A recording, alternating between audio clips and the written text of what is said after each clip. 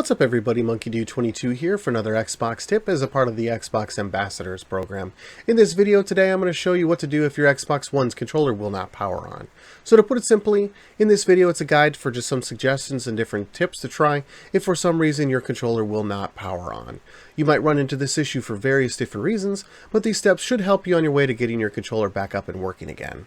If you run through all of the suggestions in this video and the controller still doesn't respond, your controller may need to be serviced, so I'll have a link in the description below with more information on how to get that taken care of. So let's go ahead and try the first solution to this problem.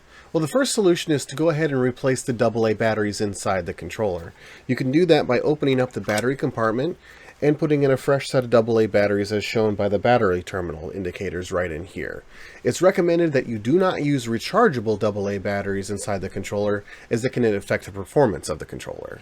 If you're using an Xbox One Play and Charge kit, it's possible the rechargeable battery may not hold a charge anymore.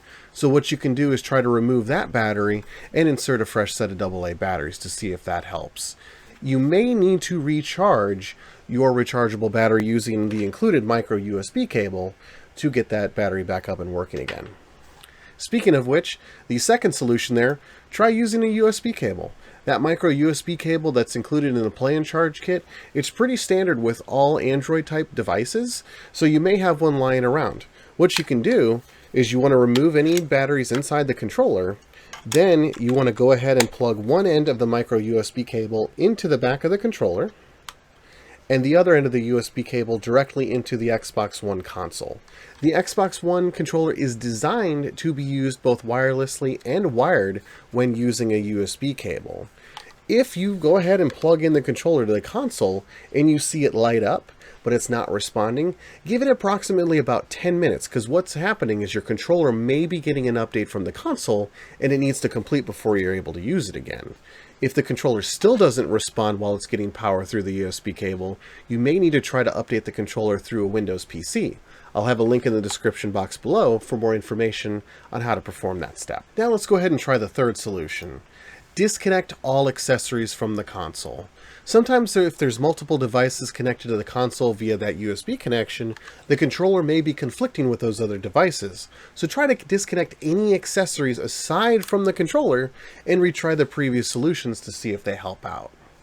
The fourth solution, power cycle your console. A full power cycle reboots your Xbox One console fully, and doing this step doesn't erase any games or data, and it's a pretty common step in troubleshooting. To power cycle or hard reset your console, just hold the power button on the front of the Xbox One console for a few seconds until you hear the console shut down fully and the light goes off. Then wait about 15 seconds and then press the power button again on the front of the console to turn it back on. If the steps didn't help out and solve the problem, you're going to want to first try to connect the troublesome controller to a different Xbox One console. If it works on the other console, there could be an issue with your Xbox One console and it may need to be serviced. If it doesn't work on another console, then the issue is probably with the controller itself. If you recently purchased the controller, you may want to check with the retailer to see if it's within the return exchange period. If it's past the exchange period, but still under warranty, you can order a new one from the online device support section, of which I'll also leave a link in the description of this video below. As a quick note though, before you can set up any accessory for service, you must first register your Xbox One console. Then you'll be able to replace that controller. If the warranty has passed for the controller, you'll want to go ahead and purchase a new one to replace it. Well, that's all for this episode of MonkeyDude22 Helps. If you have any comments or suggestions for new support videos, please let me know by leaving a comment in the video. Drop a like if it was helpful, and be sure to subscribe for future videos. I create support content as well as Let's Plays and backward compatible updates on the channel. For more information on the Xbox Ambassadors program, be sure to check out community.xbox.com/ambassadors.